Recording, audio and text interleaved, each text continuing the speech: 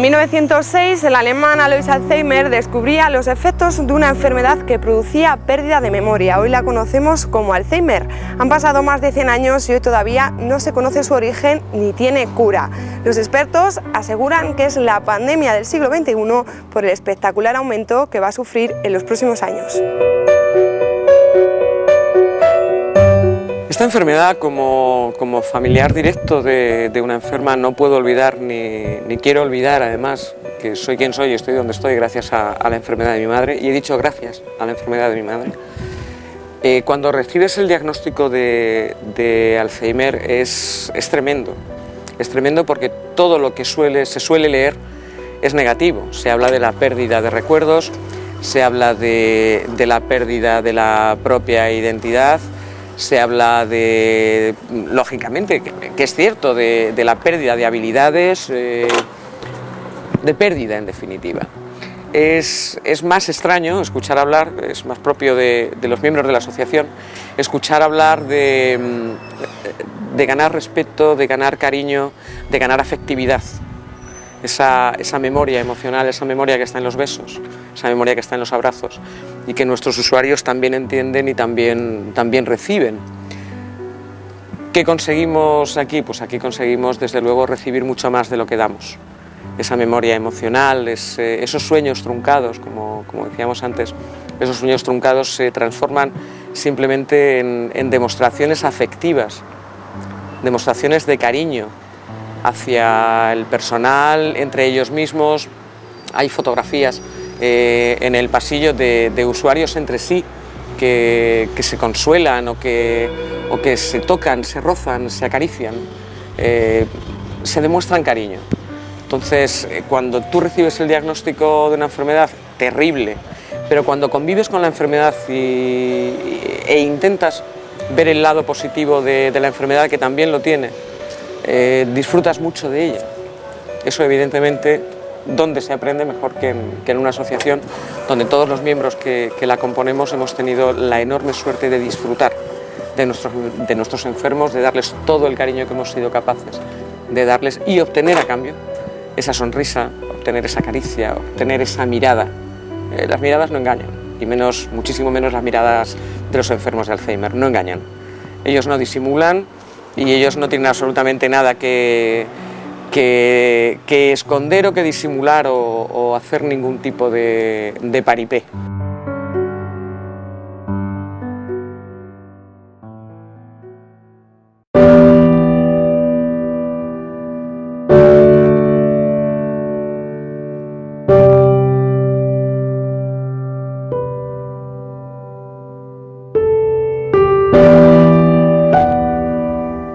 Mi madre empieza con una depresión, o creemos nosotros que era una depresión, porque mi madre empieza que se le olvidaban los nombres.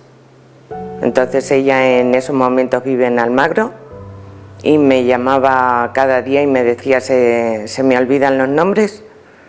Y yo le decía, qué cosa más normal, mamá, a mí también se me olvidan. Pero ella sabía que se le olvidaban, no era normal.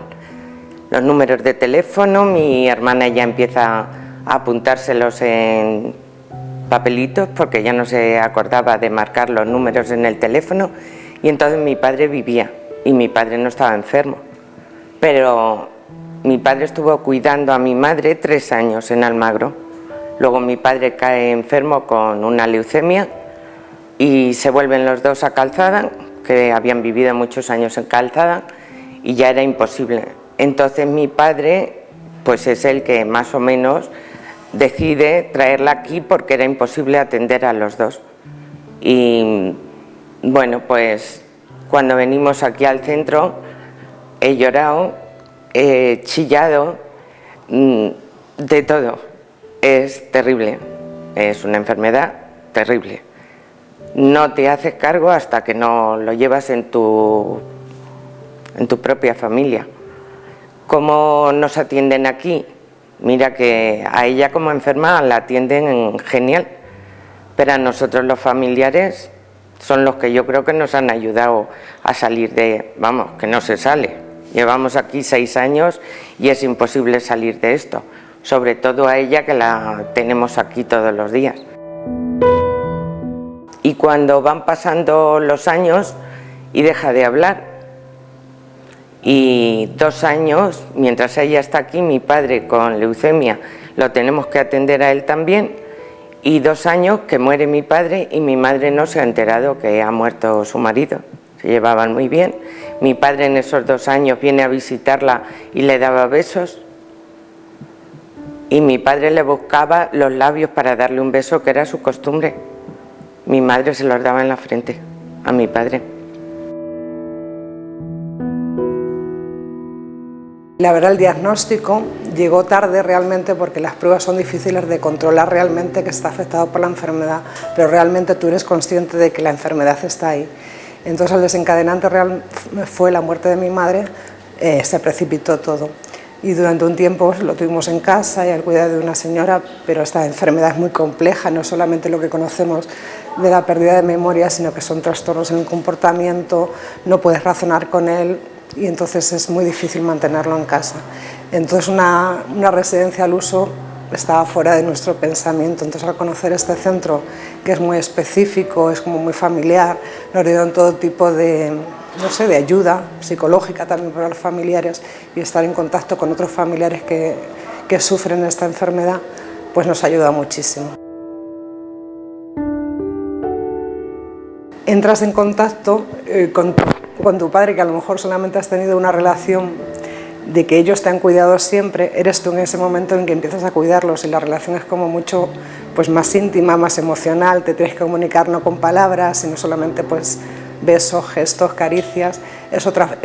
Lo difícil es la aceptación. Una vez que lo aceptas, pues es más llevadero y es otro tipo de comunicación, pero es difícil la aceptación, sí.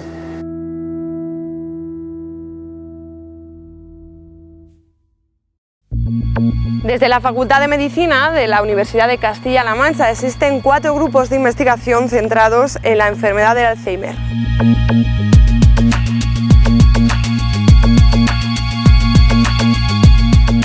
En la Facultad de Medicina de Ciudad Real, nuestro grupo, que se llama Neuroplasticidad y Neurodegeneración, intentamos estudiar la enfermedad con cerebros humanos y con modelos transgénicos, con modelos de la enfermedad. Lo que tenemos aquí hoy son un ejemplo de lo que sería un cerebro, podemos decir, sano en el sentido de que si miramos aquí con detalle, vemos que esto es lo que sería el cerebro, vemos que está arrugado, lo que sobresale son lo que se llaman los surcos, perdón, las circunvoluciones, y lo que queda entre las circunvoluciones son los surcos. Vemos que aquí las circunvoluciones están muy pegadas unas con otras y los surcos apenas son visibles. Sin embargo, el cerebro, en el envejecimiento, tiende a contraerse, y en la enfermedad de Alzheimer esta contracción es todavía más acusada, y se ve que aquí, si comparamos, aquí la circunvolución está más digamos, arrugada, más encogida, y el surco es mucho más amplio. Eso es externamente un aspecto de lo que sería un envejecimiento, en este caso puede ser un envejecimiento patológico de la enfermedad de Alzheimer. ¿De acuerdo? La enfermedad de Alzheimer no ocurre de manera aleatoria, sino que comienza en unas zonas muy concretas del cerebro. Para poder verlas hay que verlo en la parte inferior, hay que realizar un corte. Cuando realizamos un corte, si nos fijamos aquí, esto sería el lóbulo que se llama el lóbulo temporal, que sería un poco más o menos el lóbulo que queda a la altura de la oreja. Pues en este lóbulo temporal, en esta zona más interna, hay una estructura que es una estructura muy particular, que se llama hipocampo. Se llama hipocampo porque tiene una forma parecida a lo que sería un caballito de mar. Entonces, en la enfermedad de Alzheimer, la primera zona de la corteza que empieza a degenerar y que empieza a acumular proteína patológica, proteína tanto tau como beta amiloide, es esta zona, que es lo que se llama la corteza entorrinal, que es la que envía información al hipocampo y desde ahí al resto de la corteza. ¿Qué ocurre? Los enfermos de Alzheimer, uno de los primeros síntomas son déficit de memoria declarativa, de memoria anterógrada, es decir, no se acuerdan de lo que han comido ese día, no recuerdan al médico que lo visitó la semana pasada, etcétera, etcétera. Eso se produce porque la patología está afectando esta zona, que es donde se están generando las nuevas memorias. Y desde ahí se extiende hasta el resto de la corteza, primero temporal y después parietal, etcétera, y cuando la transmisión y la afectación de la proteína patológica es masiva, entonces llegamos a converger a lo que sería la demencia. Una segunda fase, después de recibir el material post-mortem de los pacientes diagnosticados con Alzheimer, es realizar una serie de cortes ya mucho más finos. Entonces lo que conseguimos es generar unas láminas semifinas o finas de este tejido y luego con ello podemos emplear una serie de técnicas, en este caso una técnica que se conoce como inmunohistoquímica, para poder, digamos, corroborar y saber hasta qué punto estaba afectando la patología a ese paciente.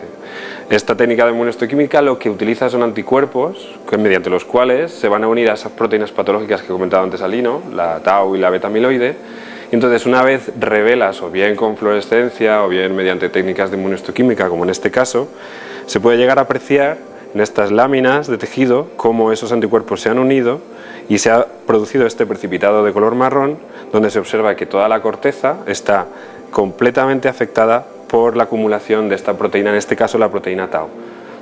De hecho, vemos este precipitado a lo largo de toda la corteza. Con esto podemos decir en qué estadio se encuentra la enfermedad, qué regiones del cerebro han llegado a afectarse y cuáles no, y hasta qué punto estaba afectado ese cerebro.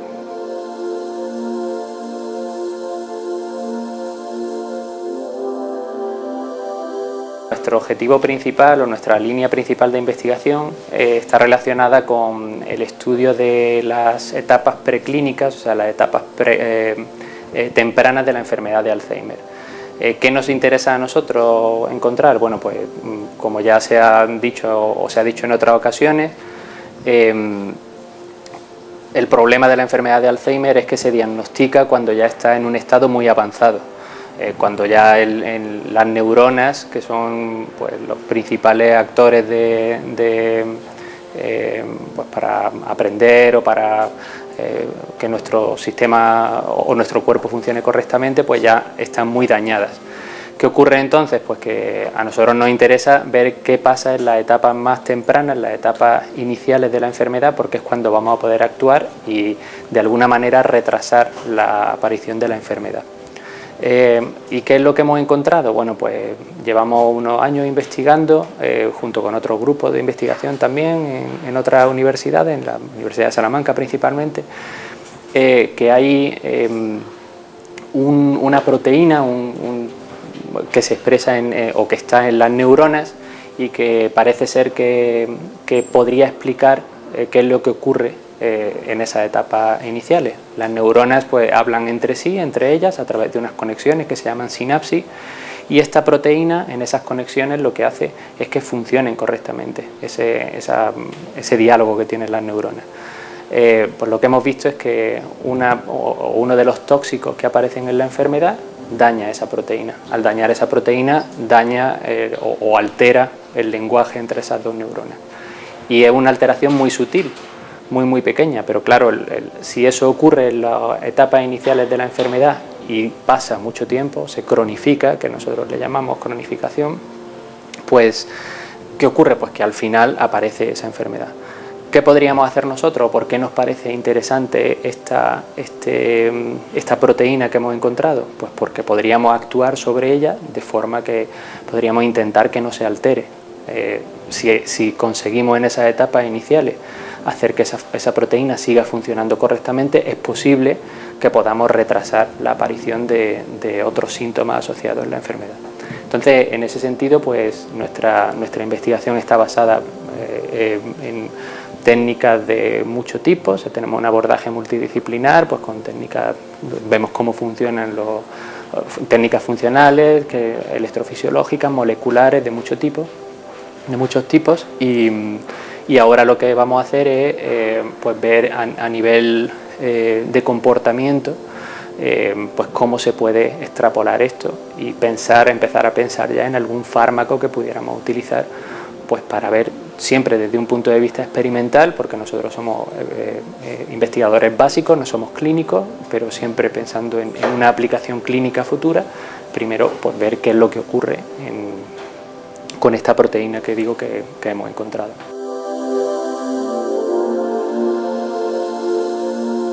Nuestro grupo de investigación tiene como centro el estudio de las etapas iniciales de la enfermedad, de las etapas preclínicas, y ahora es un punto muy importante donde la investigación se está centrando. ¿Por qué? Porque un enfermo con Alzheimer, cuando actualmente se diagnostica la enfermedad, hay poco que hacer. Se puede ayudar, se puede facilitar y mejorar la calidad de vida, pero los daños en el cerebro ya están instaurados y no son actualmente reversibles. Por eso es importante saber qué está ocurriendo en el cerebro años antes de lo que ahora se diagnostica para poder actuar en ese punto.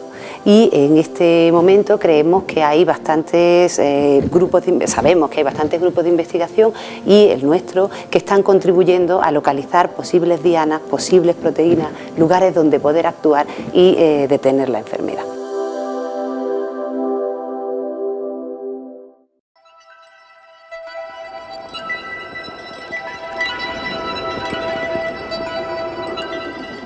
El estrés oxidativo es un proceso natural, que ocurre en procesos naturales como el envejecimiento, pero también está implicado en muchísimas patologías muy dispares, como puede ser diabetes tipo 2, como puede ser aterosclerosis, como puede ser cáncer, como puede ser también enfermedades neurodegenerativas.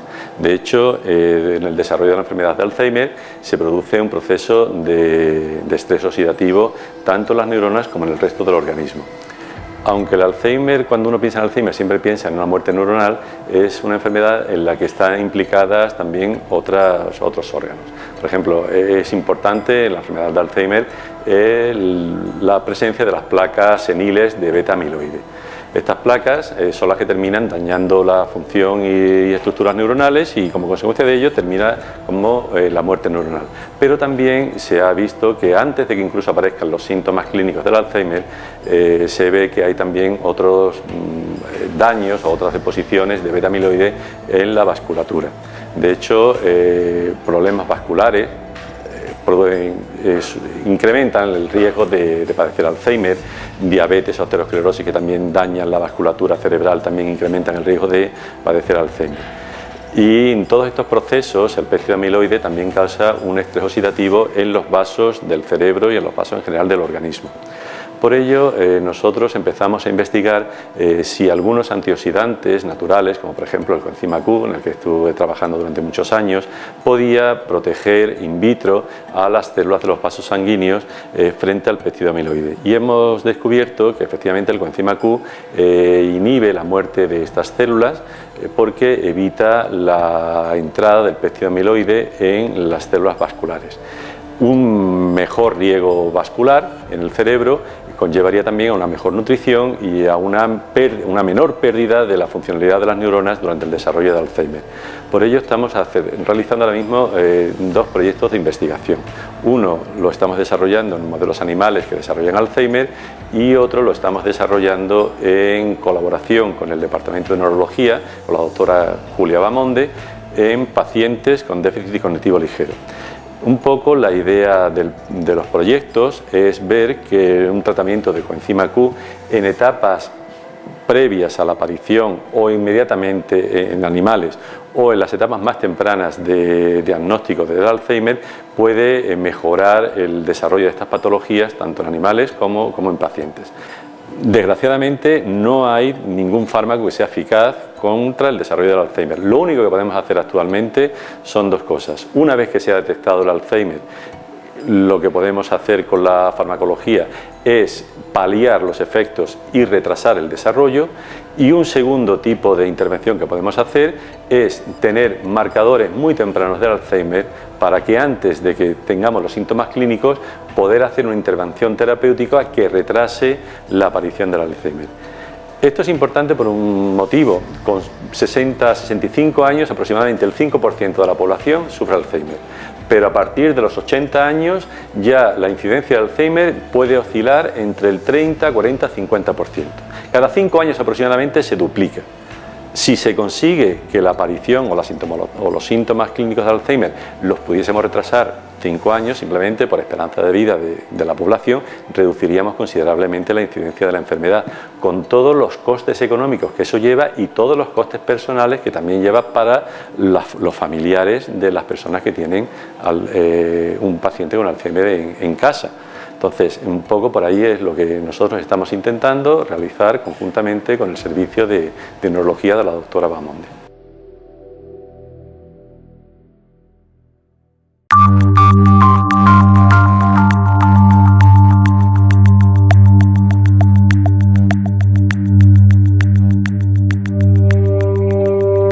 pues soy la cabeza del grupo de neuroquímica, soy la responsable del grupo de neuroquímica de Ciudad Real, que tenemos la actividad investigadora en parte en la Facultad de Medicina de aquí de Ciudad Real, y somos un grupo de investigación que llevamos desde hace bastantes años trabajando en ver las bases moleculares que están relacionadas con las enfermedades degenerativas en general y en Alzheimer en particular. Una de las líneas que llevamos relacionada con estas enfermedades degenerativas y en particular Alzheimer se refiere a ver cómo están afectadas las moléculas que transmiten la señal para producir unos estímulos relacionados con la capacidad de aprendizaje y memoria, que está muy afectada en Alzheimer, pues cómo estas moléculas se ven afectadas. Entonces, en particular, el grupo trabaja en dos neurotransmisores, que son estas moléculas como se les conoce, que es el glutamato y que es la adenosina, y también estamos estudiando otro muy importante que es la dopamina.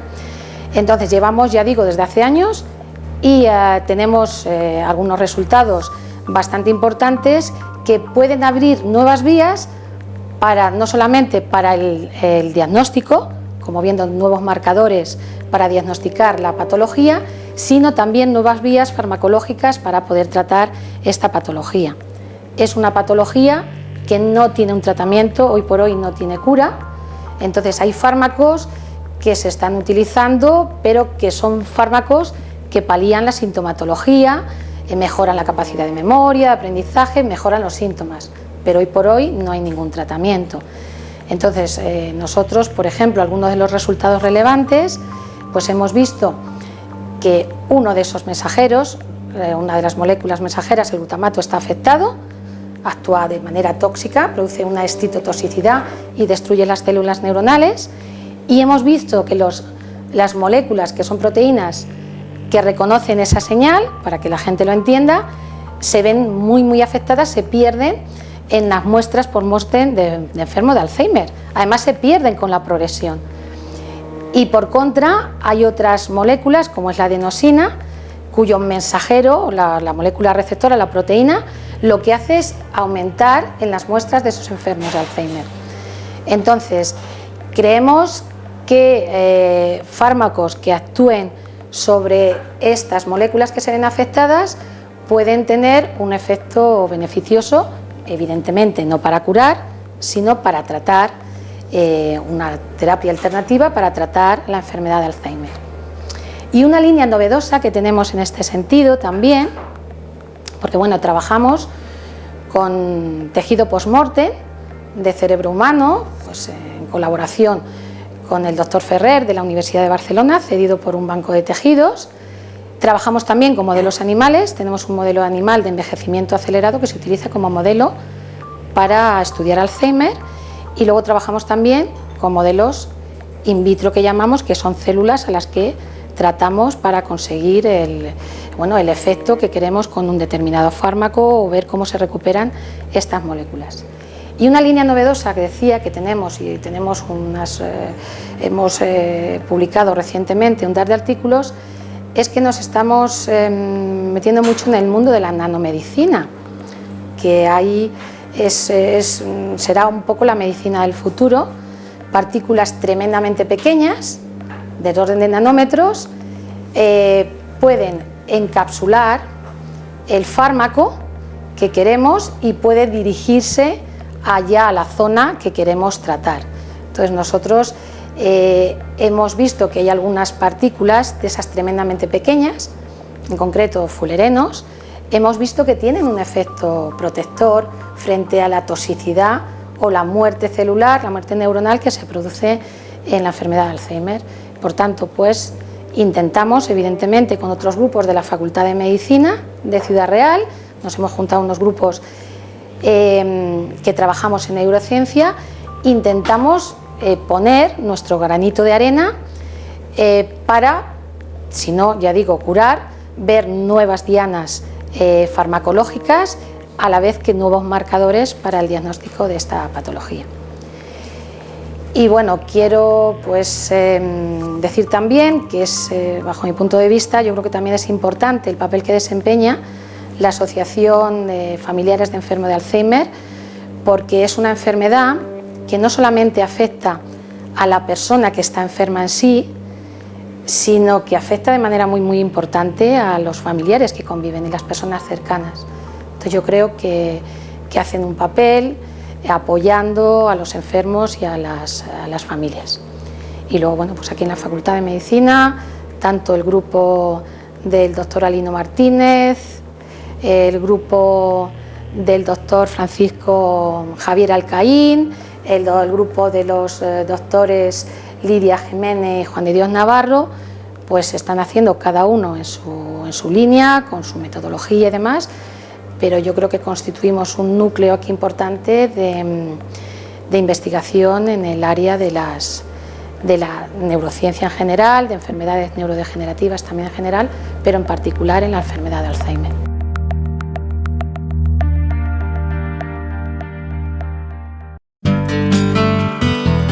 La realidad de esta enfermedad, desde el punto de vista asociativo y desde el punto de vista familiar, puede ser seguramente y es mucho más esperanzadora a día de hoy, a fecha de hoy, que la realidad en cuanto a investigación y avances farmacológicos. Digo esto porque los familiares sí es cierto que cuentan con una asociación que de alguna manera arropan ese sentimiento de impotencia, ese sentimiento de dolor que sentimos cuando se nos da el diagnóstico de la enfermedad de nuestro familiar. Y bueno, pues la asociación está ahí, como digo, arropando, si me permitís la cursilería, arropando ese alma y arropando esos sueños truncados y frustrados del familiar y del enfermo. Ese, y solo ese, es el motivo por el que nace el Centro de Respiro Alois Alzheimer Ciudad Real, para cubrir esas necesidades y para que el familiar tenga la posibilidad de contar con un tiempo de respiro, con un tiempo de ocio y con un tiempo libre que de otra manera no podría tener porque tendría que estar en el domicilio cuidando del enfermo. Dentro de este centro el enfermo recibe todas las terapias y toda la atención que sea necesaria, social, sanitaria, de cuidados en las actividades de la vida diaria, de terapia ocupacional, de fisioterapia, de medicina, todas las necesidades que pueda tener, desde las más básicas hasta las más complicadas.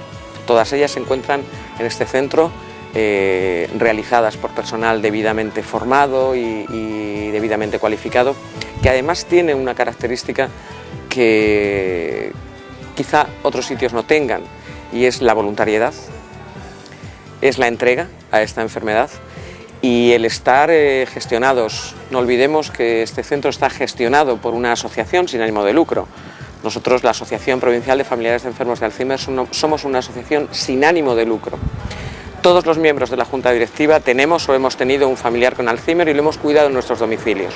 Con lo cual este centro surge ante la necesidad que vemos dentro de los domicilios que necesitan los familiares, y lo que hacemos es construir un centro donde se reúnan y donde puedan darse todas esas atenciones a enfermos y a familiares. Los familiares, puedo decir además muy orgullosa y muy feliz, que han construido dentro del centro un ecosistema propio, otra segunda familia y otra segunda casa donde bueno, pues están deseando que llegue la hora de la visita para venir, para encontrarse, para hablar, incluso quedan después de salir del centro para tomar algo todos juntos, con lo cual se ha creado otra familia paralela, que es lo que nosotros llamamos la familia del Alzheimer. Para nosotros es un orgullo tremendo haber podido facilitar todo eso.